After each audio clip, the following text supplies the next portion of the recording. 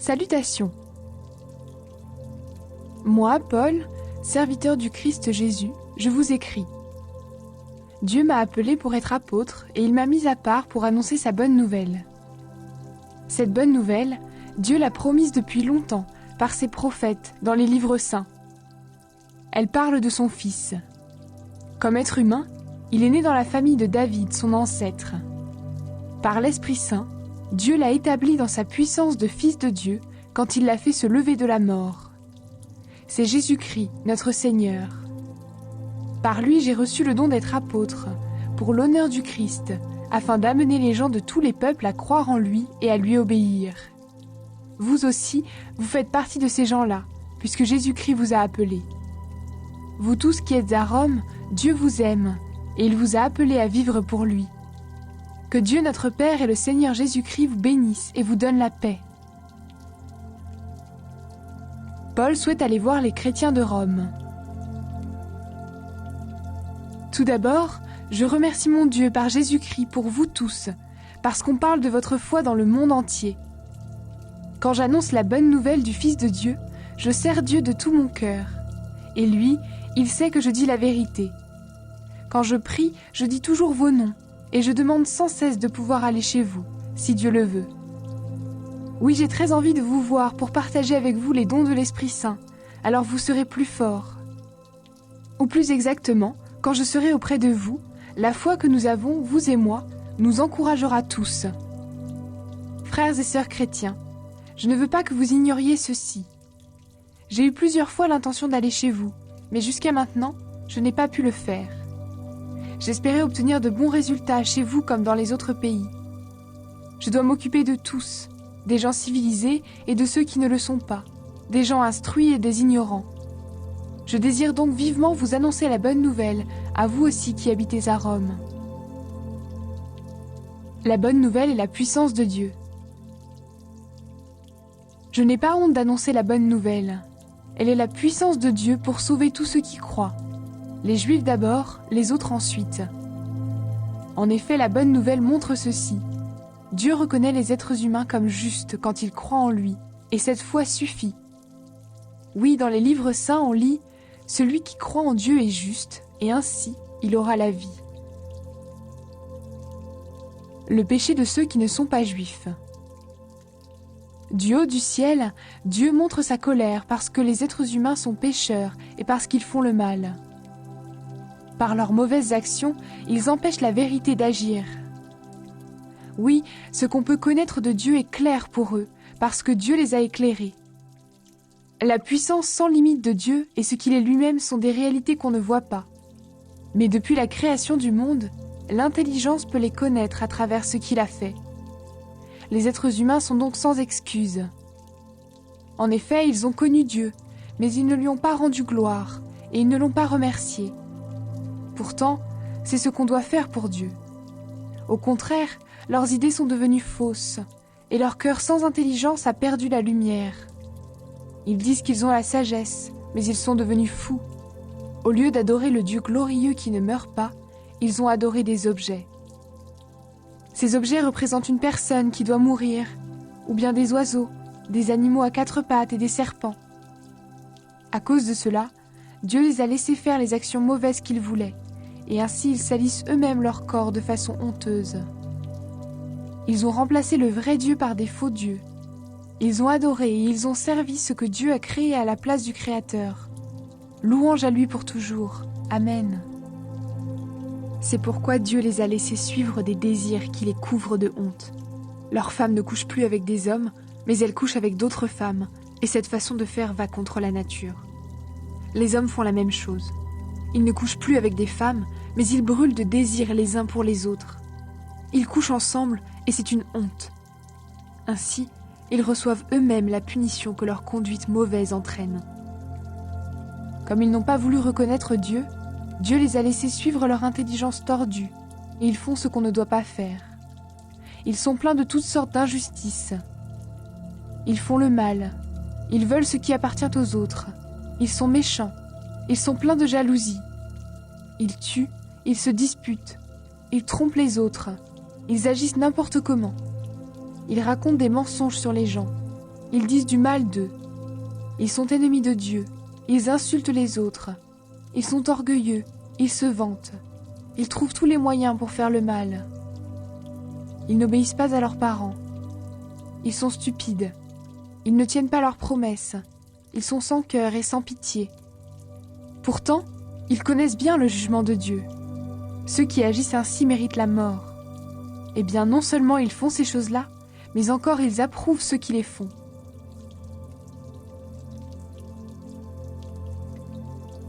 Le jugement de Dieu. Toi qui juges les autres, tu es donc sans excuse, peu importe qui tu es. Tu juges les autres, mais tu fais comme eux. Alors en jugeant, c'est toi-même que tu condamnes. Oui, nous le savons, Dieu juge avec vérité ceux qui agissent ainsi. Toi, tu juges ceux qui font ces choses-là, mais tu fais comme eux. À ton avis, est-ce que tu vas échapper au jugement de Dieu ? Dieu est très bon, très patient, il sait attendre. Est-ce que tu t'en moques ? Cette bonté de Dieu te pousse à changer ta vie. Tu ne le sais donc pas ? Tu refuses de comprendre. Tu ne veux pas changer. C'est pourquoi tu prépares contre toi une grande colère pour le jour de la colère. Ce jour-là, Dieu va montrer qu'il juge les gens avec justice. Il récompensera chacun selon ses actes. Ceux qui cherchent toujours à faire le bien pour obtenir la gloire, l'honneur et la vie qui ne finit pas, à ceux-là, Dieu donnera de vivre avec lui pour toujours. Ceux qui se révoltent contre lui, qui n'obéissent pas à la vérité mais qui se laissent diriger par ce qui est mauvais, à ceux-là, Dieu montrera son immense colère. Le malheur et la peur frapperont tous ceux qui font le mal, les Juifs d'abord, les autres ensuite. Au contraire, Dieu donnera la gloire, l'honneur et la paix à tous ceux qui font le bien, aux Juifs d'abord, aux autres ensuite. En effet, Dieu ne fait pas de différence entre les gens. Tous ceux qui commettent des péchés sans connaître la loi de Moïse mourront aussi, même s'ils n'ont pas cette loi. Mais tous ceux qui commettent des péchés en connaissant la loi de Moïse seront jugés par cette loi. Ceux qui se contentent d'écouter la loi de Moïse ne sont pas justes aux yeux de Dieu, mais Dieu rendra justes ceux qui obéissent à cette loi. Ceux qui ne sont pas juifs ne connaissent pas la loi de Moïse. Pourtant, certains font naturellement ce que cette loi commande. Ces gens-là n'ont pas de loi, ils sont une loi pour eux-mêmes. Par là, ils montrent une chose. Les actes que la loi demande sont écrits dans leur cœur. Leur conscience est témoin de cela. Et le fait qu'ils sont capables tantôt de s'accuser de leurs fautes, tantôt de se défendre le prouve également. On le verra bien le jour du jugement. Selon la bonne nouvelle que j'annonce, ce jour-là, Dieu jugera par Jésus-Christ tout ce qui est caché dans la vie des gens. Les Juifs et la loi. Toi qui portes le nom de Juif, tu t'appuies sur la loi et tu es fier de ton Dieu. Tu connais sa volonté et avec l'aide de la loi, tu es capable de choisir ce qui est bien. Tu es sûr d'être le guide des aveugles, la lumière de ceux qui sont dans la nuit, le professeur des ignorants, le maître des petits. Oui, tu es sûr que la loi te présente parfaitement la connaissance et la vérité. Eh bien, toi qui enseignes les autres, tu ne t'enseignes pas toi-même. Tu recommandes de ne pas voler, mais tu voles. Tu interdis l'adultère, mais toi, tu le commets. Tu détestes les faux dieux, mais tu voles ce qui est dans leur temple. Tu es fier d'avoir la loi, mais tu n'obéis pas à la loi, et par là, tu enlèves à Dieu son honneur. En effet, dans les livres saints, on lit « À cause de vous, ceux qui ne sont pas juifs insultent le nom de Dieu. » C'est vrai, quand tu fais ce que la loi demande, la circoncision est utile. Mais quand tu n'obéis pas à la loi, même si tu es circoncis, tu es comme un homme qui n'est pas circoncis. Supposons ceci. Un homme n'est pas circoncis, mais il obéit à la loi de Dieu. Est-ce que Dieu ne va pas faire comme s'il était circoncis ? Cet homme-là n'est pas circoncis dans son corps, mais il obéit à la loi. Eh bien, c'est lui qui te jugera, toi qui n'obéis pas à la loi. Et pourtant, tu as la loi écrite et la circoncision. Non, le vrai juif, ce n'est pas celui qui se conduit extérieurement comme un juif. Et la vraie circoncision, ce n'est pas la marque faite sur le corps. Le vrai juif, c'est celui qui est juif au-dedans, Et la vraie circoncision, c'est celle du cœur. Elle vient de l'Esprit de Dieu, et non de la loi écrite. Le vrai juif ne reçoit pas sa louange des gens, il la reçoit de Dieu. Personne n'est juste. Eh bien, qu'est-ce qu'un juif a de plus que les autres? Est-ce qu'il y a un avantage à être circoncis? Oui, un grand avantage à tout point de vue. D'abord, c'est aux Juifs que Dieu a confié ses paroles. Mais alors, si certains Juifs n'ont pas été fidèles, est-ce que cela va empêcher Dieu d'être fidèle? Sûrement pas. Reconnaissons plutôt ceci. Dieu dit la vérité, et tous les êtres humains sont menteurs. En effet, les livres saints disent en parlant de Dieu, « On doit te reconnaître juste dans tes paroles, et si on te juge, tu dois gagner ton procès. » Mais si le mal que nous faisons sert à montrer que Dieu est juste, que dire? Est-ce que Dieu n'est pas injuste quand il nous frappe de sa colère? Ici, je parle comme tout le monde. Sûrement pas. En effet, si Dieu était injuste, comment pourrait-il juger le monde? Mais si, par mon mensonge, la vérité de Dieu apparaît plus clairement pour montrer sa gloire, alors pourquoi est-ce que moi, je suis encore condamné comme pécheur? Certains nous insultent, et ces gens-là méritent d'être condamnés. Ils nous accusent de dire « Faisons le mal pour qu'il en sorte du bien ». Alors pourquoi ne pas faire ce mal? Mais quoi? Est-ce que nous, les Juifs, nous sommes au-dessus des autres? Pas du tout. J'ai déjà montré une chose. Les Juifs et ceux qui ne sont pas Juifs sont tous sous le pouvoir du péché. Dans les livres saints, on lit « Aucun être humain n'est juste, même pas un seul. Personne n'est intelligent, personne ne cherche Dieu. Tous ont quitté le bon chemin, ils sont tous corrompus. Personne ne fait le bien, même pas un seul. Leur gorge est comme une tombe ouverte. Avec leur langue, ils trompent les autres. Sous leurs lèvres, c'est le poison de la vipère. Leur bouche est pleine de malédictions et de paroles blessantes. Avec leurs pieds, ils courent rapidement pour aller tuer. Ils détruisent tout sur leur passage et ils sèment le malheur. Le chemin de la paix, ils ne le connaissent pas. Ils n'ont aucun respect pour Dieu. Pourtant, nous le savons, tout ce que la loi dit, elle le dit pour ceux qui doivent obéir à la loi. Alors personne ne peut donner d'excuses et le monde entier est reconnu coupable devant Dieu. C'est pourquoi, aux yeux de Dieu, personne ne sera juste en faisant ce que la loi demande. En effet, la loi permet seulement aux gens de savoir qu'ils ont péché. La foi en Jésus-Christ rend juste. Mais maintenant, Dieu a montré de quelle façon il nous rend juste sans la loi. La loi de Moïse elle-même et les prophètes prouvent cela. Dieu rend juste les êtres humains par leur foi en Jésus-Christ. Il le fait pour tous ceux qui croient au Christ, parce qu'il n'y a pas de différence entre eux. Tous sont péchés et tous sont privés de la gloire de Dieu. Mais dans sa bonté, Dieu les rend justes gratuitement par Jésus-Christ, qui les libère du péché. Dieu l'a offert en sacrifice. Alors par sa mort, le Christ obtient le pardon des péchés pour ceux qui croient en lui. Ainsi, Dieu a voulu montrer qu'il est toujours juste.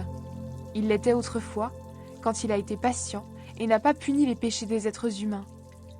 Mais il est juste aujourd'hui, puisqu'il veut à la fois être juste et rendre juste ceux qui croient en Jésus. Alors, est-ce qu'il y a encore des raisons de se vanter? Non, pas du tout. Pourquoi donc? Parce que ce qui compte, ce n'est pas d'obéir à la loi, c'est de croire. Oui, nous pensons ceci. Les êtres humains sont rendus justes parce qu'ils croient, et non parce qu'ils font ce que la loi demande. Ou alors, est-ce que Dieu est seulement le Dieu des Juifs? Est-ce qu'il n'est pas aussi le Dieu des autres? Si, bien sûr, il est aussi le Dieu des autres peuples, parce qu'il n'y a qu'un seul Dieu. C'est lui qui va rendre justes les Juifs à cause de leur foi. C'est lui aussi qui va rendre justes les autres peuples à cause de leur foi.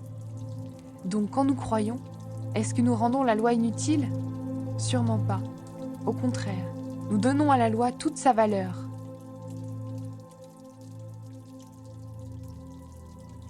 L'exemple d'Abraham. Maintenant, qu'est-ce que nous allons dire sur Abraham, notre ancêtre? Qu'est-ce qu'il a obtenu par lui-même? Si Abraham a été reconnu comme juste à cause de ce qu'il a fait, il peut se vanter, mais pas devant Dieu. En effet, voici ce que disent les livres saints. Abraham a cru en Dieu, alors Dieu l'a reconnu comme juste en tenant compte de sa foi. Quand quelqu'un fait des efforts pour recevoir une récompense, il la reçoit. Ce n'est pas un cadeau, c'est quelque chose qu'on lui doit. Supposons au contraire que quelqu'un ne fait rien pour recevoir une récompense. Cependant, il croit en celui qui rend juste le pécheur. Alors Dieu tient compte de sa foi et le reconnaît comme juste. Et David chante son bonheur, le bonheur de celui que Dieu reconnaît comme juste, sans tenir compte de ses actes. Voici des gens heureux. Dieu a enlevé leurs fautes. Il a pardonné leurs péchés. Voici l'homme heureux. Le Seigneur ne tient pas compte de sa faute. Ce n'est pas la circoncision qui rend juste. Est-ce que ce bonheur est seulement pour les Juifs, ou bien est-ce qu'il est aussi pour les autres peuples? Nous avons dit, Abraham a cru en Dieu, alors Dieu l'a reconnu comme juste en tenant compte de sa foi. Mais quand Dieu l'a-t-il reconnu comme juste? Après sa circoncision ou avant? Non pas après, mais avant. Avant d'être circoncis, Abraham était juste parce qu'il croyait en Dieu. Ensuite seulement, il a reçu la marque de la circoncision. Celle-ci montrait que Dieu le reconnaissait comme juste à cause de sa foi. De cette façon, Abraham est devenu le père de tous ceux qui croient en Dieu, même s'ils ne sont pas circoncis.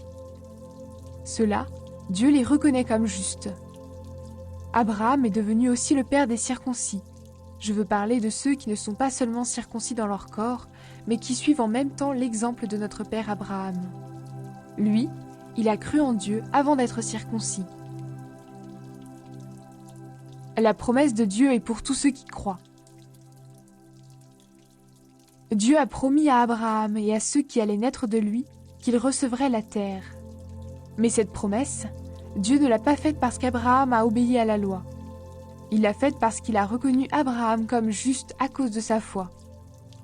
Si les biens promis étaient seulement pour ceux qui obéissent à la foi ne servirait à rien, et la promesse de Dieu n'aurait plus de valeur. En effet, la loi produit la colère de Dieu, mais quand il n'y a pas de loi, on ne peut pas désobéir à la loi. Pour cette raison, c'est en croyant qu'on reçoit les biens promis, et c'est vraiment un don gratuit. Alors la promesse est valable pour tous ceux qui sont nés d'Abraham. Elle est valable non seulement pour ceux qui sont soumis à la loi, mais également pour ceux qui croient comme Abraham, notre Père à tous. Oui, les livres saints le disent, « J'ai fait de toi le père de beaucoup de peuples ». Abraham est notre Père devant Dieu, en qui il a cru. C'est le Dieu qui donne la vie aux morts et qui appelle à exister ce qui n'existe pas encore. Il n'y avait plus d'espoir, et pourtant Abraham a espéré. Il a cru en Dieu, et pour cela, il est devenu le Père de beaucoup de peuples. Les livres saints le disent, « Ceux qui vont naître de toi seront très nombreux ». La foi d'Abraham est restée solide.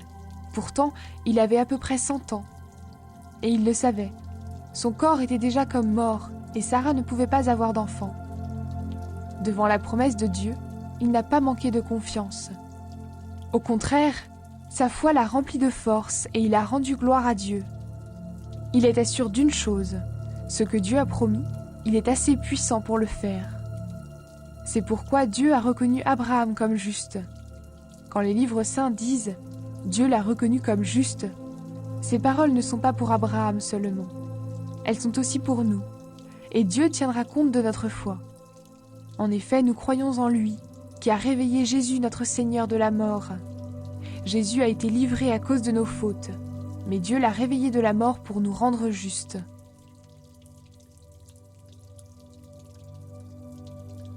Par Jésus, Dieu nous a réconciliés avec lui. Oui, nous avons été rendus justes en croyant, et maintenant, nous sommes en paix avec Dieu par notre Seigneur Jésus-Christ.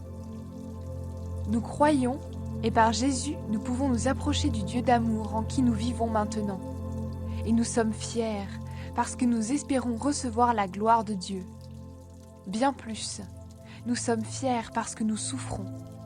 Nous le savons, la souffrance rend patient, et quand quelqu'un est patient, il reste fidèle malgré les difficultés. Celui qui est fidèle garde l'espérance. et cette espérance ne trompe pas. En effet, Dieu a répandu son amour dans nos cœurs par l'Esprit Saint qu'il nous a donné. Oui, quand nous étions encore sans force, le Christ est mort pour les gens mauvais au moment décidé par Dieu. Déjà, pour une personne juste, on ne serait guère prêt à mourir. Pour une personne qui fait le bien, on aurait peut-être le courage de mourir. Mais voici comment Dieu a prouvé son amour pour nous. Le Christ est mort pour nous, et pourtant, nous étions encore pécheurs. Maintenant, son sacrifice nous a rendus justes.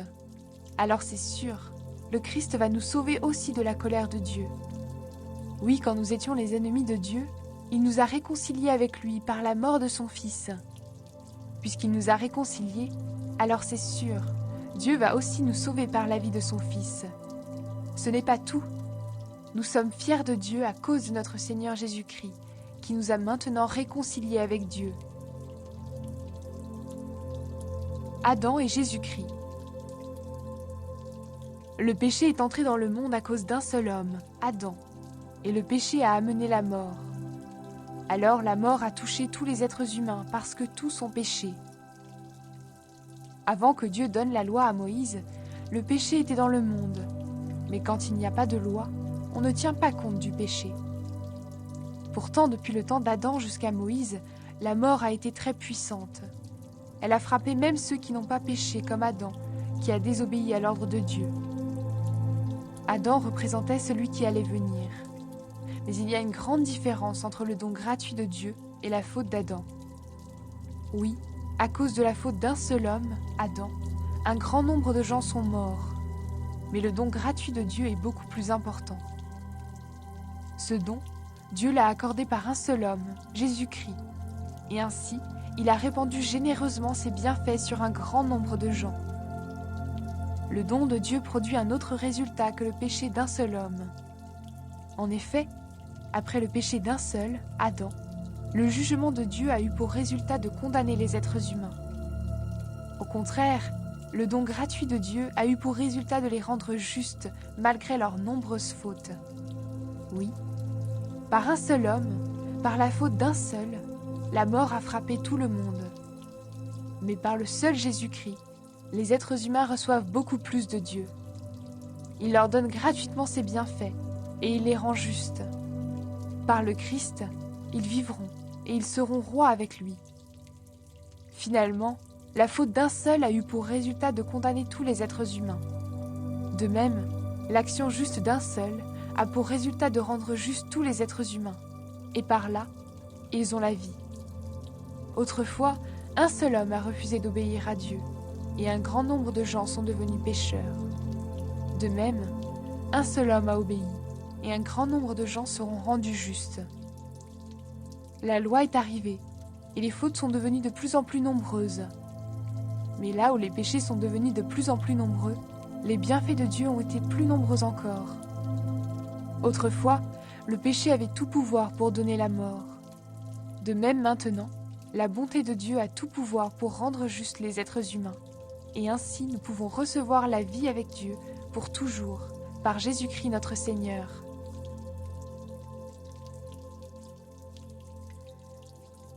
Être baptisé, c'est mourir et vivre avec le Christ. Alors qu'est-ce que cela veut dire ? Est-ce que nous devons continuer à pécher pour que les bienfaits de Dieu se répandent en abondance ? Sûrement pas. Nous sommes passés par une mort qui nous a séparés du péché. Alors, comment pouvons-nous vivre encore dans le péché ? Vous le savez bien. Notre baptême, en nous unissant au Christ Jésus, nous a tous unis à sa mort. Donc par le baptême, nous avons été plongés avec lui dans la mort. Mais la puissance glorieuse du Père a réveillé le Christ de la mort, pour que nous aussi, nous vivions d'une vie nouvelle.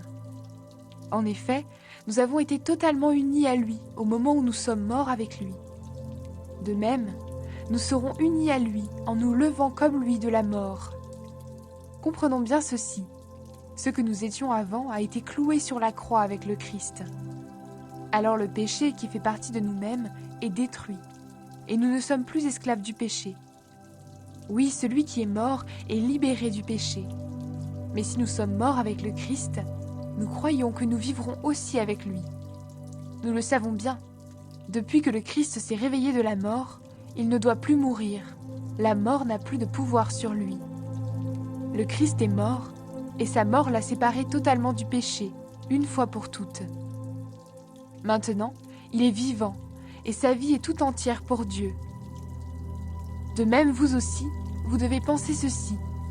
Vous êtes mort en étant totalement séparé du péché, mais en étant unis à Jésus-Christ, vous êtes vivant pour Dieu. Donc le péché ne doit plus avoir de pouvoir sur votre corps qui mourra un jour, et vous ne devez plus obéir aux désirs mauvais de votre corps.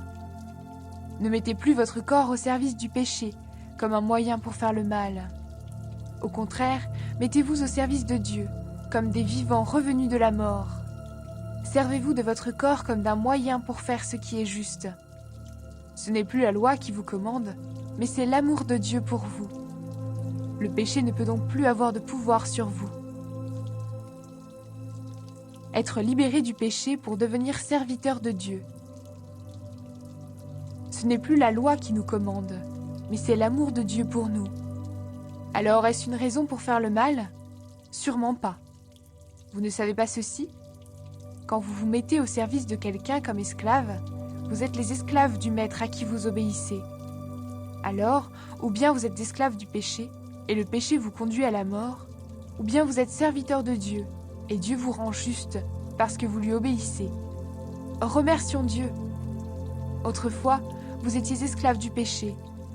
Maintenant, vous avez obéi de tout votre cœur à l'enseignement donné à tous et que vous avez reçu.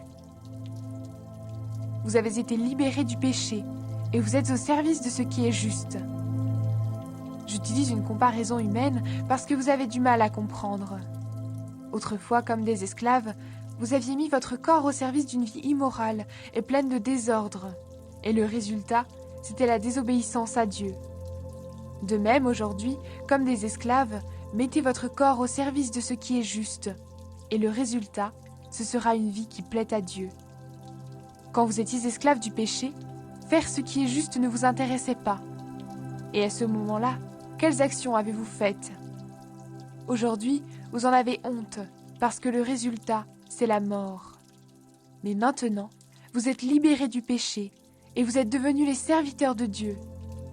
Ainsi, vous faites des actions qui plaisent à Dieu, et le résultat, c'est la vie avec Dieu pour toujours. Oui, avec le péché, ce qu'on gagne, c'est la mort. Mais avec Dieu, ce qu'on reçoit gratuitement, c'est la vie avec lui pour toujours, en union avec le Christ Jésus, notre Seigneur.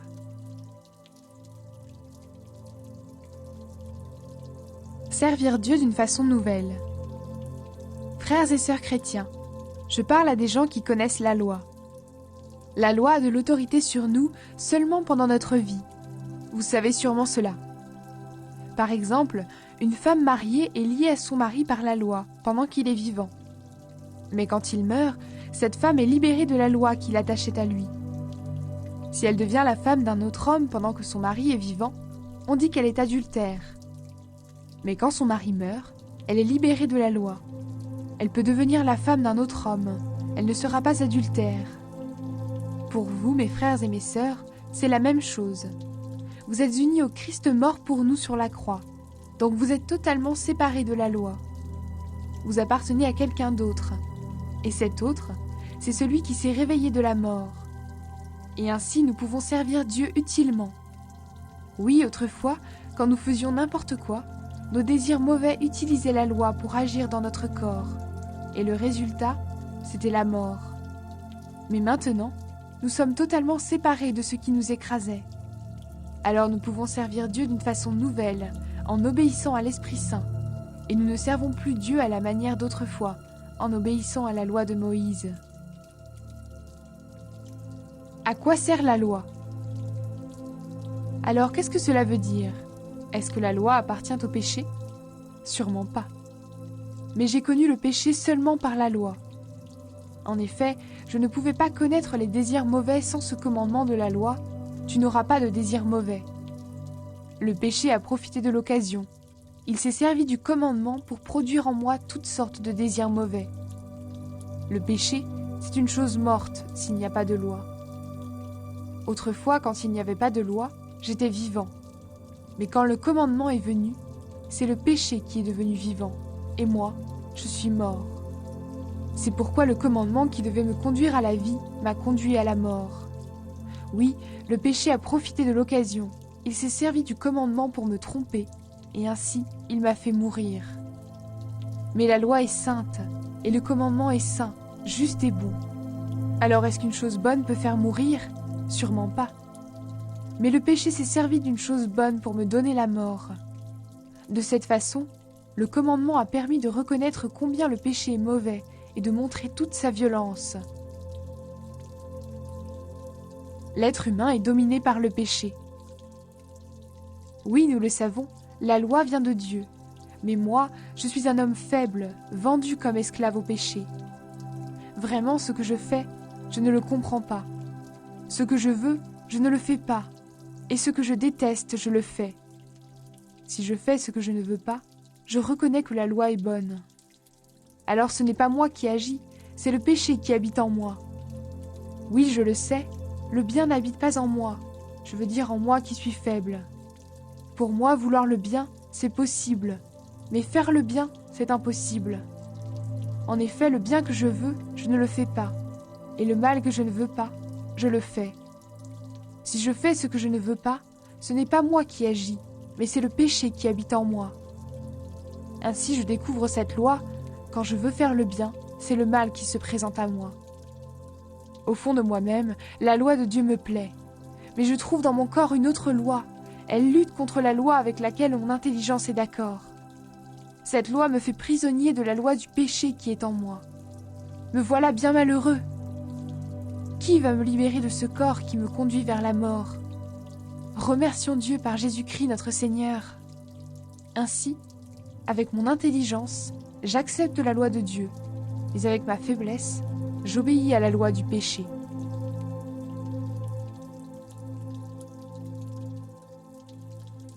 L'Esprit de Dieu rend libre. Maintenant, ceux qui sont unis au Christ Jésus ne peuvent plus être condamnés. En effet, quand quelqu'un est uni au Christ Jésus, la loi pour lui, c'est l'Esprit Saint qui donne la vie. Cette loi m'a libéré de la loi du péché et de la mort. La loi de Moïse ne pouvait pas faire cela, parce que la faiblesse des êtres humains l'a empêché d'agir. Mais Dieu a pu le faire. Il a envoyé son Fils dans un corps semblable à celui des pécheurs pour les libérer du péché. Par là, Dieu a condamné le péché qui agit dans les êtres humains. Il a agi ainsi pour que nous soyons capables de vivre comme la loi le demande. Ainsi, ce n'est plus une façon de voir humaine qui nous dirige, c'est l'Esprit Saint. En effet, ceux qui suivent leur façon de voir obéissent à leurs désirs humains, mais ceux qui suivent l'Esprit Saint obéissent à ce que l'Esprit désire. Quand quelqu'un suit ses désirs humains, il va vers la mort. Quand quelqu'un suit l'Esprit Saint, il va vers la vie et vers la paix. Oui, les désirs humains sont ennemis de Dieu. Ils n'obéissent pas à la loi de Dieu. Pour eux, c'est même impossible. Et ceux qui suivent ces désirs ne peuvent pas plaire à Dieu. Or vous ne suivez plus ces désirs. Vous suivez l'Esprit de Dieu parce qu'il habite en vous.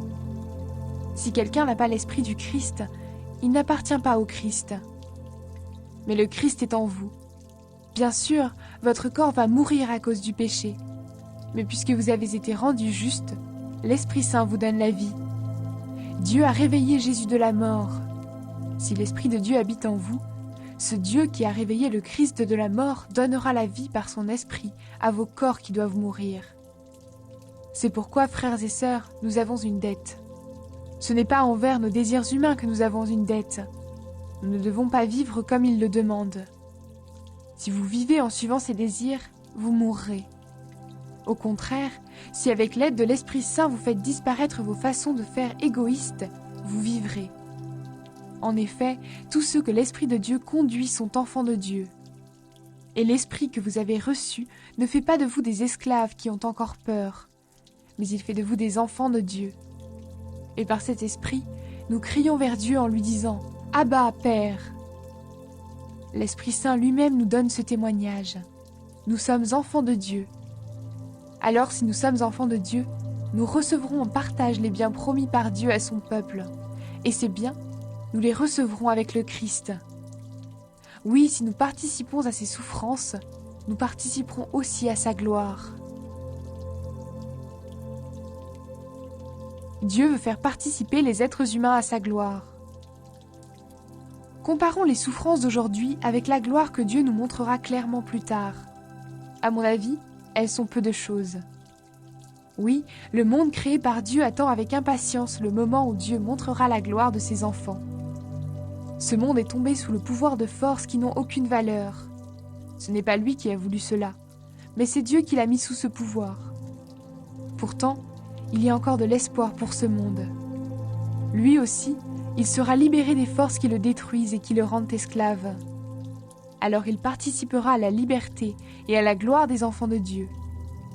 Nous le savons, tout le monde créé gémit et souffre encore maintenant comme une femme qui accouche. Mais il n'est pas le seul. Nous aussi, nous gémissons dans notre cœur en attendant d'être vraiment enfants de Dieu et de devenir complètement libres.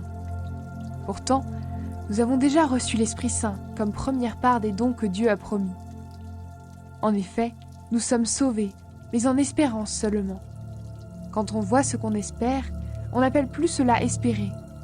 Les choses qu'on voit, est-ce qu'on peut encore les espérer? Espérer ce que nous ne voyons pas, c'est l'attendre avec beaucoup de patience. De plus, l'Esprit Saint aussi vient nous aider, nous qui sommes faibles. Nous ne savons pas prier comme il faut. Alors l'Esprit Saint lui-même prie pour nous, avec des gémissements que la bouche ne peut pas redire. Mais Dieu voit le fond des cœurs. Il sait ce que l'Esprit veut demander. Oui, l'Esprit Saint prie comme Dieu le veut pour ceux qui lui appartiennent. Nous savons encore une chose. Dieu fait tout pour le bien de ceux qui ont de l'amour pour lui. Ceux-là, il les a appelés selon son projet. En effet, ceux que Dieu a choisis d'avance, il a aussi décidé d'avance de les faire ressembler à son Fils. Ainsi, son Fils sera l'aîné d'une grande famille. Ceux que Dieu a choisis d'avance, il les a aussi appelés. Ceux qu'il a appelés, il les a aussi rendus justes. Et ceux qu'il a rendus justes, il leur a aussi donné sa gloire. Rien ne peut séparer de l'amour de Dieu. Que dire de plus? Si Dieu est pour nous, qui sera contre nous? Même à son Fils, Dieu n'a pas évité la souffrance, mais il l'a livré pour nous tous. Alors avec son Fils, il va tout nous donner gratuitement. Qui peut accuser ceux que Dieu a choisis? Personne. En effet, Dieu les rend justes. Qui peut les condamner? Personne. En effet, le Christ Jésus est mort. De plus, il s'est réveillé de la mort. Il est à la droite de Dieu et il prie pour nous. Qui peut nous séparer de l'amour du Christ? Est-ce que c'est le malheur ou l'inquiétude, la souffrance venant des autres, ou bien la faim, la pauvreté, les dangers ou la mort? Les livres saints disent « À cause de toi, nous risquons sans arrêt la mort. On nous traite comme des moutons de boucherie. » Mais dans tout ce qui nous arrive, nous sommes les grands vainqueurs par celui qui nous a aimés. Oui, j'en suis sûre, rien ne pourra nous séparer de l'amour que Dieu nous a montré dans le Christ Jésus, notre Seigneur. Ni la mort, ni la vie, ni les anges, ni les esprits, ni le présent, ni l'avenir, ni tous ceux qui ont un pouvoir, ni les forces d'en haut, ni les forces d'en bas, ni toutes les choses créées, rien ne pourra nous séparer de l'amour de Dieu.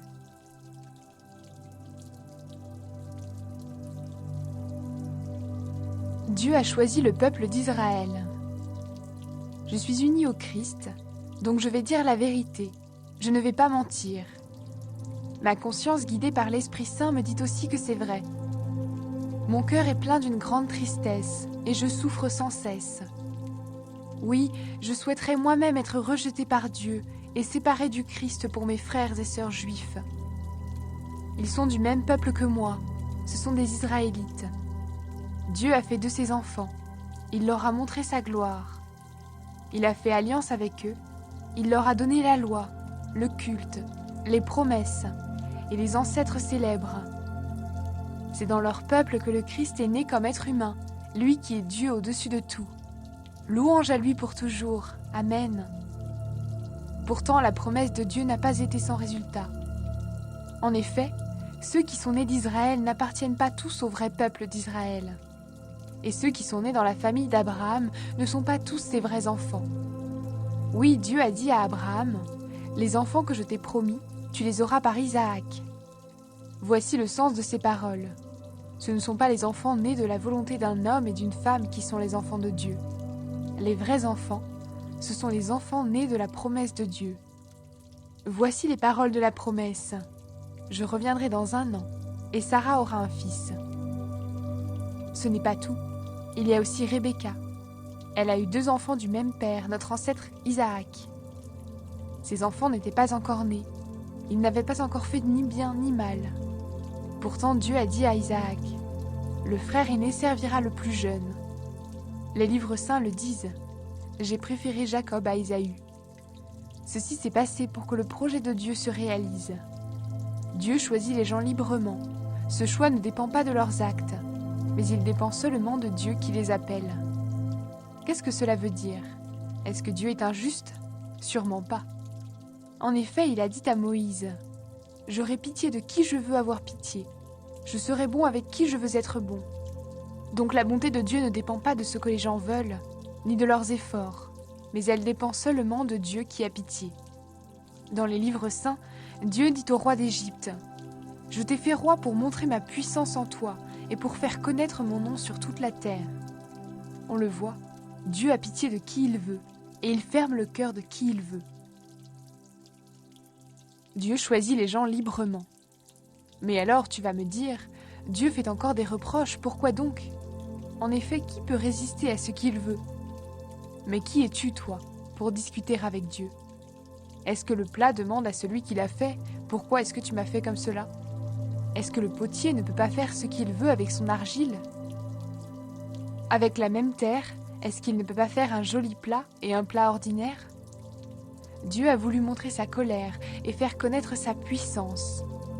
Pourtant, les êtres humains qui méritaient sa colère et qui allaient être condamnés, il les a supportés avec beaucoup de patience. Aux autres, il a montré sa pitié. Il a voulu leur faire connaître sa grande gloire.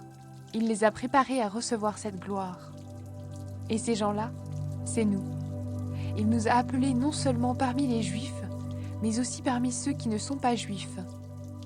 Dieu dit cela dans le livre du prophète Osée. Celui qui n'était pas mon peuple, je l'appellerai mon peuple. Le peuple que je n'aimais pas, je l'appellerai peuple aimé. Et là où on avait dit aux gens, vous n'êtes pas mon peuple, on les appellera fils du Dieu vivant. De son côté, Ésaïe annonce au sujet du peuple d'Israël.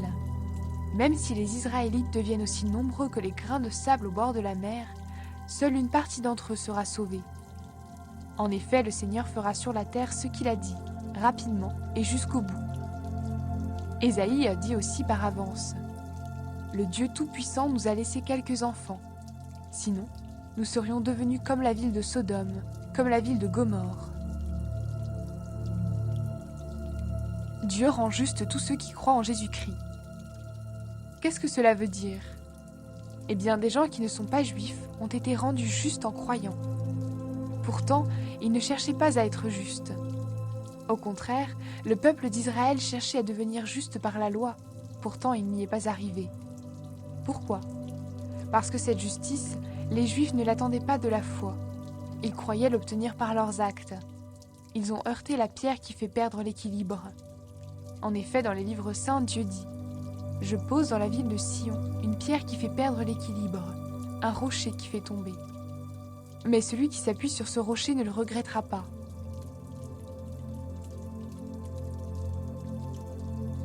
Juifs et non-juifs ont le même Seigneur.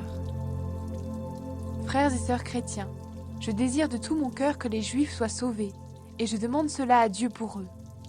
Oui, je peux le dire, ils sont pleins d'ardeur pour Dieu, mais cette ardeur n'est pas éclairée par la connaissance. Ils n'ont pas compris comment Dieu rend juste les êtres humains. Ils ont cherché à imposer leur façon d'être juste. Ainsi, ils ont refusé le chemin que Dieu prend pour rendre justes les êtres humains. En effet, la loi de Moïse a atteint son but. C'est le Christ. Et maintenant, Dieu rend juste tous ceux qui croient en Jésus-Christ. Quand Moïse parle de la justice qui vient de la loi, il dit « La loi donnera la vie à celui qui obéit à tous ses commandements. » Mais voici comment il parle de la justice qui vient de la foi. Ne dis pas dans ton cœur, qui montera au ciel pour faire descendre le Christ? Ne dis pas non plus, qui va descendre dans le ventre de la terre? Le Christ est déjà remonté du milieu des morts. Alors voici comment les livres saints parlent de la justice. La parole est tout près de toi, dans ta bouche et dans ton cœur. Cette parole, c'est le message de la foi que nous annonçons. Est-ce que ta bouche affirme devant tous que Jésus est le Seigneur? Est-ce que tu crois dans ton cœur que Dieu l'a réveillé de la mort? Dans ce cas, tu seras sauvé. En effet, quand nous croyons de tout notre cœur, Dieu nous rend justes. Quand nous affirmons notre foi devant tous, il nous sauve. Oui, les livres saints disent « Ceux qui croient en lui ne le regretteront pas ». Alors il n'y a pas de différence entre les Juifs et ceux qui ne sont pas Juifs. Tous ont le même Seigneur. Il donne ses bienfaits à tous ceux qui font appel à lui. Les livres saints le disent. Tous ceux qui feront appel au Seigneur seront sauvés. Annoncer la bonne nouvelle. Mais comment s'adresser au Seigneur si on ne croit pas en lui? Et comment croire au Seigneur si on n'a pas entendu parler de lui? Et comment entendre parler de lui si personne ne l'annonce? Et comment l'annoncer si personne n'est envoyé pour cela? Les livres saints le disent bien. Quelle joie de voir arriver ceux qui apportent de bonnes nouvelles. Mais tous n'ont pas obéi à la bonne nouvelle. Oui, Ésaïe le dit, « Seigneur, qui a cru à notre message ?» On devient croyant quand on écoute le message. Et ce message, c'est la parole du Christ. Alors je demande, est-ce que les Juifs n'ont pas entendu cette parole? Mais si. En effet, les livres saints disent, « On a entendu la voix des messagers sur la terre entière. » Et leurs paroles sont allées jusqu'au bout du monde. Alors je demande, est-ce que le peuple d'Israël n'a pas compris? Dieu a déjà dit par la bouche de Moïse, « Je vous rendrai jaloux de ceux qui ne forment pas un vrai peuple. Je vous mettrai en colère contre un peuple sans intelligence. » Et Isaïe ose même annoncer de la part de Dieu, « Ceux qui ne me cherchaient pas, ceux-là m'ont trouvé.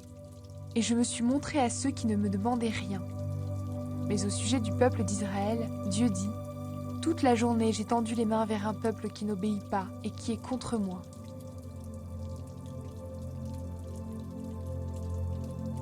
Dieu n'a pas rejeté le peuple d'Israël. Alors je demande, est-ce que Dieu a rejeté son peuple? Sûrement pas.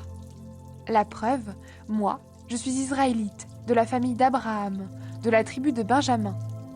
Dieu n'a pas rejeté son peuple, qu'il a choisi d'avance. Dans les livres saints, Élie se plaint à Dieu du peuple d'Israël. Vous connaissez sûrement ces paroles. Voici ce qu'il dit. « Seigneur, ils ont tué tes prophètes, ils ont détruit tes autels. Moi seul je suis resté, et ils veulent me tuer. » Quelle est la réponse de Dieu? La voici. « J'ai gardé pour moi 7000 hommes, ceux qui n'ont pas plié les genoux devant le Dieu Baal. » Aujourd'hui, c'est la même chose. Il reste un petit nombre de gens que Dieu a choisis par amour. Mais si Dieu les a choisis par amour, ce n'est pas à cause de ce qu'ils ont fait, sinon l'amour de Dieu ne serait pas un amour gratuit. Qu'est-ce que cela veut dire? Ce que le peuple d'Israël cherche, il ne l'a pas trouvé. Mais ce que Dieu a choisi, eux, ils ont trouvé ce qu'ils cherchaient. Les autres n'ont pas voulu comprendre. En effet, les livres saints disent « Jusqu'à maintenant, Dieu a endormi leur intelligence. Il a empêché leurs yeux de voir et leurs oreilles d'entendre. » Le roi David dit aussi « Que leur repas devienne pour eux un piège, un trou où ils tombent, qu'ils soient punis, qu'ils deviennent aveugles, qu'ils ne voient plus rien du tout, et fais-leur courber le dos sans arrêt. » Je demande donc, est-ce que les Juifs sont tombés dans le piège pour toujours? Sûrement pas. Mais à cause de leur désobéissance, les autres peuples ont pu être sauvés. Ainsi, le peuple d'Israël est devenu jaloux. Sa désobéissance a apporté de grands bienfaits au monde, et son échec en tant que peuple a apporté de grands bienfaits à ceux qui ne sont pas juifs. Alors, quand les Juifs participeront totalement au salut, les bienfaits seront encore plus grands. Le salut de ceux qui ne sont pas juifs. Maintenant, vous qui n'êtes pas juifs, c'est à vous que je parle. Je suis l'apôtre de ceux qui ne sont pas juifs. Ce service est pour moi un honneur, et je le rends en espérant augmenter la jalousie de mes frères et sœurs juifs pour en sauver quelques-uns. En effet, quand Dieu les a mis de côté, il a réconcilié le monde avec lui. Alors, quand il les accueillera de nouveau, que va-t-il se passer? Ceux qui étaient morts reviendront à la vie. L'arbre sauvage et l'arbre cultivé. Si la première part du pain est pour Dieu, le pain entier est pour lui aussi. Et si les racines d'un arbre sont à Dieu, les branches sont à lui aussi. Le peuple d'Israël est comme un arbre bien cultivé, auquel on a coupé quelques branches. Toi, tu es comme la branche d'un arbre sauvage, et on t'a greffé parmi les branches qui restaient sur l'arbre cultivé. Maintenant, tu peux profiter avec ces branches de la bonne sève de ses racines. Mais ne va pas te vanter devant les branches. Tu veux pourtant te vanter, mais ce n'est pas toi qui portes les racines, ce sont les racines qui te portent. Tu vas dire, on a coupé des branches pour que moi, je sois greffé. C'est vrai, on les a coupées parce qu'elles n'avaient pas la foi. Et toi, tu restes attaché à l'arbre parce que tu as la foi. Ne te vante pas, mais tu dois plutôt avoir peur. En effet, si Dieu a coupé des branches, même à l'arbre cultivé, Dieu peut te faire la même chose. Alors regarde, Dieu est bon et il est sévère. Il est sévère pour ceux qui sont tombés. Il est bon pour toi si tu vis de sa bonté. Sinon, tu seras coupé, toi aussi, comme une branche. Mais si un jour les Juifs acceptent de croire, Dieu est assez puissant pour les greffer de nouveau. En effet, toi, tu étais la branche d'un arbre sauvage. On t'a coupé et on t'a greffé sur un arbre cultivé. Pour toi, ce n'était pas naturel. Les Juifs, eux, étaient les branches de l'arbre cultivé. Alors Dieu les greffera bien plus facilement sur cet arbre où ils avaient poussé. Tout le peuple d'Israël sera sauvé. Frères et sœurs chrétiens, voici le mystère que je veux vous faire connaître. Ainsi vous ne croirez pas que vous êtes des sages. Une partie du peuple d'Israël refuse de comprendre, et cela durera jusqu'à ce que les autres peuples reviennent vers Dieu. À ce moment-là, tout le peuple d'Israël sera sauvé, comme les livres saints le disent. Le libérateur viendra de Jérusalem. Il enlèvera les fautes de la tribu de Jacob. Voici l'alliance que j'établirai avec eux, quand j'enlèverai leurs péchés. Ils ont refusé la bonne nouvelle. Ils sont donc devenus ennemis de Dieu, et cela à votre avantage. Pourtant, Dieu les avait choisis pour être son peuple. Il les aime à cause de leurs ancêtres. En effet, Dieu ne reprend jamais ce qu'il a donné. Il ne rejette jamais ce qu'il a appelé. Autrefois, vous n'avez pas obéi à Dieu, mais maintenant, Dieu a eu pitié de vous, parce que les Juifs n'ont pas obéi. Pour eux, c'est la même chose. Maintenant, ils n'ont pas obéi à Dieu pour que Dieu ait pitié de vous. Alors maintenant, eux aussi pourront recevoir la pitié de Dieu. Dieu a permis que tous les êtres humains refusent d'obéir pour montrer à tous sa pitié. Dieu est grand. Dieu est vraiment grand. Sa sagesse et ses pensées sont vraiment très profondes. Personne ne peut connaître ses décisions. Personne ne peut comprendre ses projets. Les livres saints disent « Qui connaît la pensée du Seigneur? Qui peut lui donner des conseils? Qui lui a donné quelque chose le premier pour que Dieu lui donne à son tour? Oui, tout vient de lui, tout existe par lui et pour lui. À Dieu la gloire pour toujours. Amen. »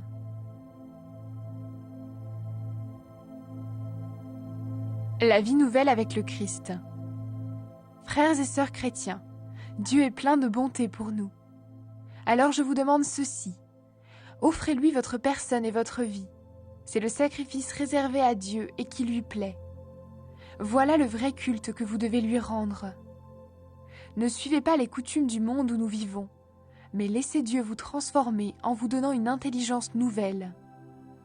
Ainsi, vous pourrez savoir ce qu'il veut, ce qui est bon, ce qui lui plaît, ce qui est parfait.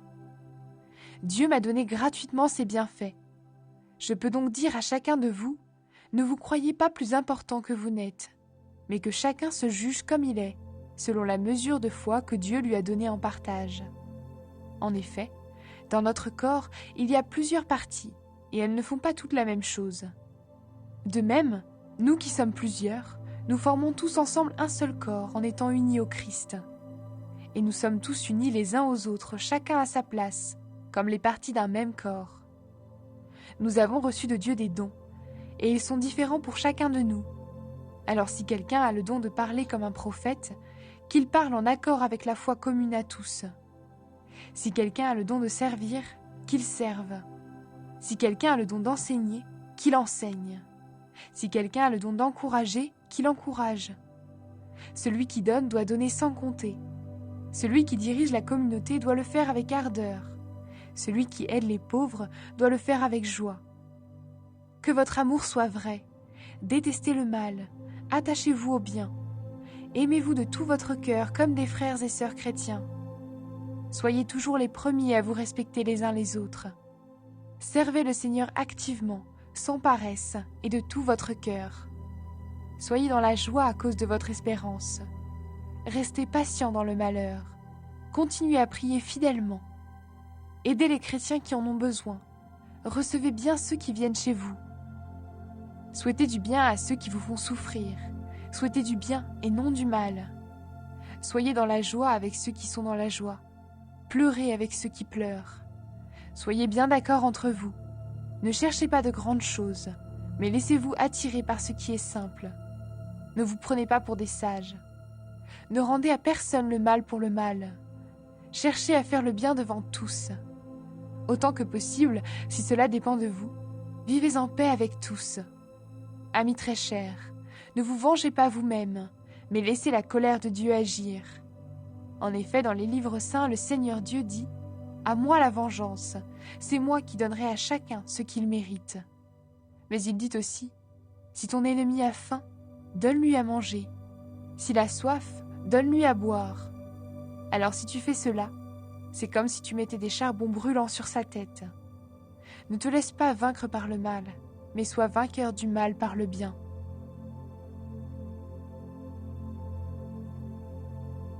Les autorités sont au service de Dieu pour conduire au bien. Chacun doit obéir aux autorités placées au-dessus de nous. En effet, toute autorité vient de Dieu, et c'est Dieu qui donne leur place à celles qui existent.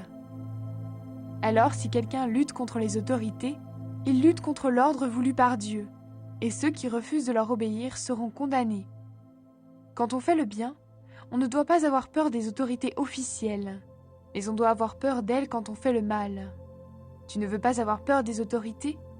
Alors fais le bien, et tu recevras leurs félicitations. Oui, les autorités sont au service de Dieu pour te conduire au bien. Mais si tu fais le mal, tu dois avoir peur, car les autorités ont le pouvoir de punir, et ce n'est pas pour rien. Quand les autorités punissent, elles sont au service de Dieu. Elles montrent la colère de Dieu contre celui qui fait le mal. C'est pourquoi il faut leur obéir, non seulement pour éviter la colère de Dieu, mais encore parce que notre conscience nous le demande. C'est aussi pour cela que vous payez des impôts.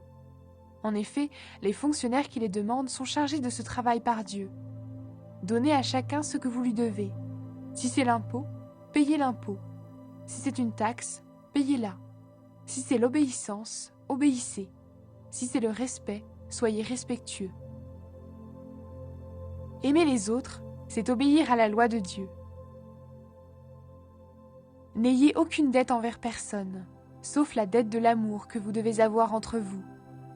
Celui qui aime les autres obéit parfaitement à la loi. En effet, vous connaissez les commandements. Ne commets pas d'adultère, ne tue personne, ne vole pas, ne désire pas ce qui ne t'appartient pas. Ces commandements et tous les autres sont contenus dans cette parole. Aime ton prochain comme toi-même. Quand on aime, on ne fait aucun mal à son prochain. Par conséquent, aimer, c'est obéir parfaitement à la loi. Être prêt quand le Christ viendra. Vous connaissez le temps où nous sommes. C'est le moment de sortir de votre sommeil. En effet, quand nous avons cru au Christ, le salut était encore loin. Maintenant, il est plus près de nous.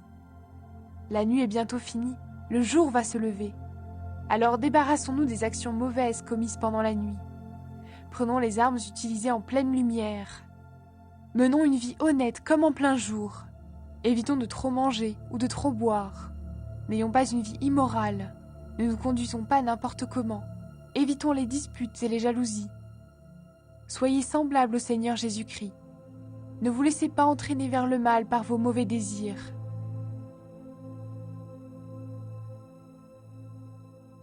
Ne pas juger les autres pour une question de nourriture. Accueillez celui qui n'a pas une foi solide. Ne critiquez pas ce qu'il pense. Par exemple, quelqu'un croit qu'il peut manger de tout, mais quelqu'un d'autre qui n'a pas une foi solide mange seulement des légumes. Celui qui mange de tout ne doit pas mépriser celui qui ne mange pas certains aliments. Et celui qui ne mange pas certains aliments ne doit pas juger celui qui mange de tout, car Dieu l'a accueilli. Qui es-tu, toi, pour juger le serviteur d'un autre? S'il reste debout ou s'il tombe, c'est l'affaire de son maître. Et il restera debout, parce que le Seigneur est capable de le soutenir. Quelqu'un pense que certains jours sont plus importants que d'autres. Quelqu'un d'autre pense qu'ils sont tous pareils. Chacun doit être bien persuadé de ce qu'il pense. Celui qui fait des différences entre les jours fait cela pour le Seigneur. Celui qui mange de tout fait cela pour le Seigneur, car il remercie Dieu. Et celui qui ne mange pas de tout fait cela pour le Seigneur, et lui aussi remercie Dieu. Personne parmi nous ne vit pour soi-même, et personne ne meurt pour soi-même. Si nous vivons pour le Seigneur. Si nous mourrons pour le Seigneur. Alors, en vivant ou en mourant, nous appartenons au Seigneur. Oui, le Christ est mort et il est revenu à la vie, pour être le Seigneur des morts et des vivants. Mais toi, pourquoi juger ta sœur ou ton frère chrétien? Et toi, pourquoi les mépriser? En effet, nous devrons tous nous présenter devant le tribunal de Dieu. Dans les livres saints, on lit « Moi, le Seigneur vivant, je le jure, tous les êtres humains se mettront à genoux devant moi, et tous me rendront gloire. » Ainsi, chacun de nous devra rendre des comptes à Dieu. Cherchez ce qui sert la paix.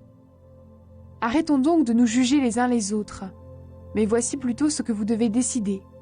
Ne mettez rien devant votre frère ou votre sœur pour leur faire perdre l'équilibre ou pour les pousser au mal. Je le sais, et grâce au Seigneur Jésus, j'en suis sûre, rien n'est impur. Mais si quelqu'un pense qu'une chose est impure, elle devient impure pour lui. Si tu fais de la peine à ton frère ou à ta sœur à cause de ce que tu manges, tu ne vis plus selon l'amour. Pour une question de nourriture, ne va pas détruire un frère ou une sœur pour qui le Christ est mort. Ce que vous jugez bon pour vous, cela ne doit pas donner aux autres l'occasion de le trouver mauvais. En effet, le royaume de Dieu n'est pas une question de nourriture et de boisson. Le royaume de Dieu, c'est la justice, la paix et la joie donnée par l'Esprit Saint. Celui qui sert le Christ de cette façon plaît à Dieu, et les gens lui donnent raison. Alors cherchons ce qui sert la paix et ce qui construit la communauté. Ne détruis pas le travail de Dieu pour une question de nourriture. C'est vrai, tous les aliments sont purs, mais manger quelque chose qui pousse les autres au mal, ce n'est pas bien. Ce qui est bien, c'est par exemple de ne pas manger de viande, de ne pas boire de vin, en un mot, de ne rien prendre qui peut faire tomber dans le péché ton frère ou ta sœur. Ce que tu crois sur cette question, garde-le pour toi devant Dieu. Il est heureux, celui qui ne se sent pas coupable quand il décide d'agir. Celui qui mange un aliment en n'étant pas sûr de bien faire, celui-là, Dieu le condamne. En effet, il n'agit pas en accord avec sa foi, et quand on n'est pas en accord avec la foi, on commet un péché.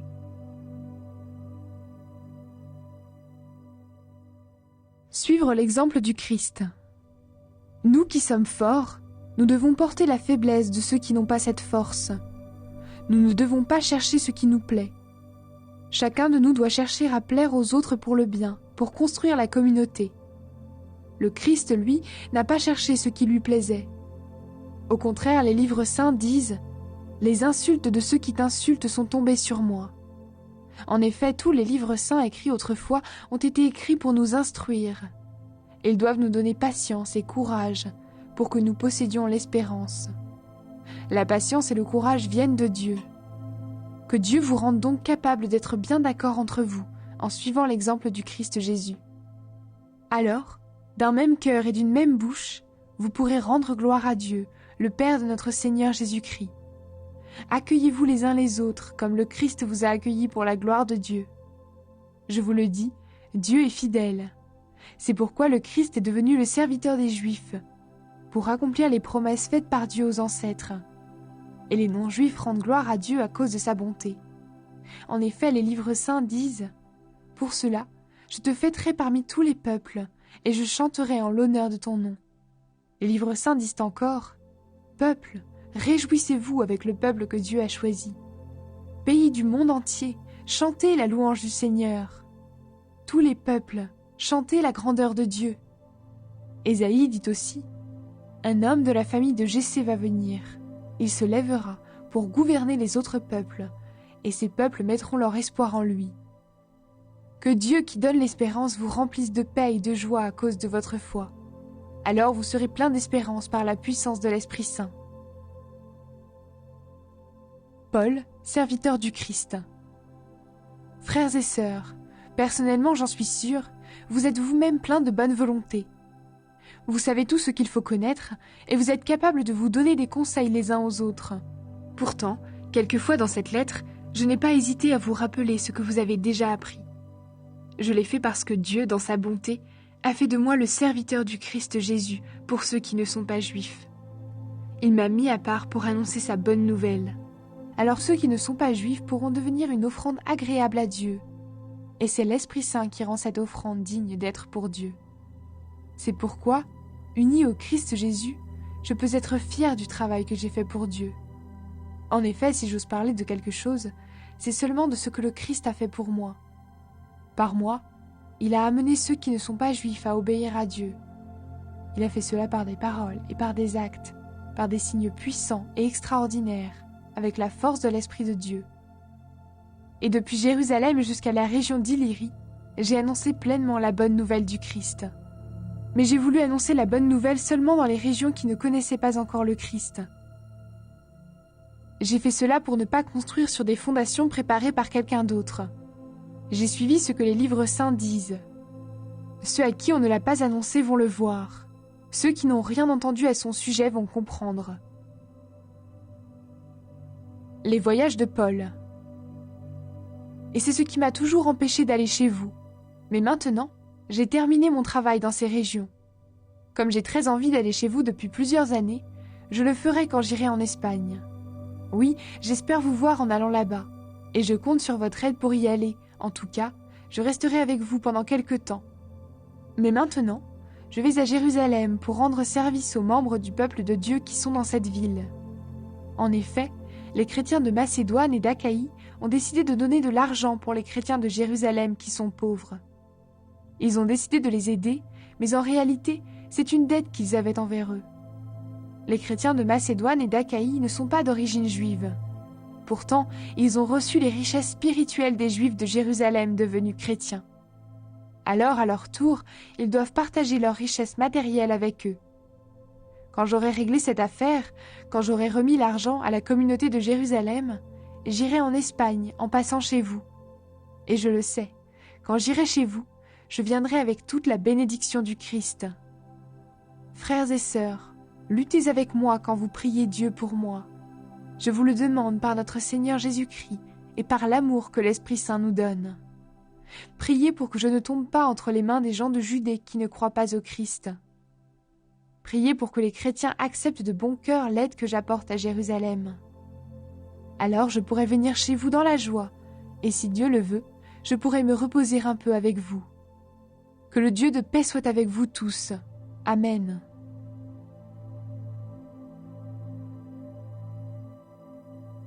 Salutations. Je vous recommande Phébé, notre sœur, qui travaille au service de l'église de Sancré. Recevez-la au nom du Seigneur, comme des chrétiens doivent le faire. Aidez-la chaque fois qu'elle a besoin de vous. Elle a aidé elle-même beaucoup de gens, et elle m'a aidé aussi. Saluez Priscille et Aquilas, qui travaillent avec moi au service du Christ Jésus. Ils ont risqué leur vie pour sauver la mienne, et je ne suis pas le seul qui doit leur dire merci. Il y a aussi toutes les églises qui ne sont pas d'origine juive. Saluez également la communauté qui se réunit dans leur maison. Saluez mon ami Épaïnette. Il est le premier qui a cru au Christ dans la province d'Asie. Saluez Marie, elle a beaucoup travaillé pour vous. Saluez Andronicus et Junias. Ils sont de ma famille et ils étaient en prison avec moi. Ce sont des apôtres de grande valeur. Ils étaient même chrétiens avant moi.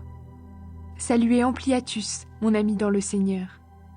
Saluez Urbain, qui travaille avec nous au service du Christ, et Stachys, mon ami. Saluez Apelles, qui s'est montré un vrai chrétien. Saluez les gens de la maison d'Aristobule. Saluez Hérodion, qui est de ma famille. Saluez les gens de la maison de Narcisse qui croient au Seigneur. Saluez Tryphène et Tryphose. Elles travaillent beaucoup pour le Seigneur. Saluez mon amie Perside. Elle aussi a beaucoup travaillé pour le Seigneur. Saluez Rufus, que le Seigneur a choisi. Et saluez sa mère, qui est aussi une mère pour moi. Saluez Asyncrite, Phlégon, Hermès, Patrobas, Hermas, ainsi que les frères et sœurs qui sont avec eux. Saluez Philologue et Julius, Nérée et sa sœur, Olympas et tous les chrétiens qui sont avec eux. Saluez-vous les uns les autres en vous embrassant comme des frères et sœurs chrétiens. Toutes les églises du Christ vous envoient leurs salutations. Conseil de Paul. Frères et sœurs, voici ce que je vous demande. Méfiez-vous des gens qui divisent la communauté. Ils risquent de faire tomber dans le péché les croyants en parlant contre l'enseignement que vous avez reçu. N'allez plus avec eux. En effet, ces gens-là ne servent pas le Christ notre Seigneur. Ils servent leur ventre. Avec leurs paroles mielleuses et leurs beaux discours, ils trompent les gens simples. Oui, votre obéissance, tout le monde la connaît. Alors à cause de vous, je suis dans la joie. Mais je veux que vous soyez pleins de sagesse pour faire le bien et toujours attentifs à éviter le mal. Le Dieu de la paix va bientôt écraser Satan sous vos pieds. Que notre Seigneur Jésus vous bénisse. Timothée, qui travaille avec moi, vous salue. Lucius, Jason et Sosipater, qui sont de ma famille, vous saluent aussi. C'est moi, Tertius, qui écris cette lettre. Je vous salue dans le Seigneur qui nous unit. Gaius vous salue. J'habite chez lui, et toute l'Église se réunit dans sa maison. Éraste, le trésorier de la ville, vous salue, ainsi que Quartus, notre frère. À Dieu seul la gloire. Rendons gloire à Dieu. Il a le pouvoir de vous rendre fort par la bonne nouvelle que j'apporte en annonçant Jésus-Christ. Par cette bonne nouvelle, Dieu fait connaître le mystère caché depuis toujours et qui maintenant a été mis en pleine lumière. Alors tous les peuples qui ne sont pas juifs peuvent le connaître par les livres des prophètes. Le Dieu qui existe depuis toujours a donné cet ordre pour que tous les peuples croient en lui et lui obéissent. Rendons gloire à Dieu, le seul qui possède la sagesse. À lui la gloire par Jésus-Christ, pour toujours. Amen.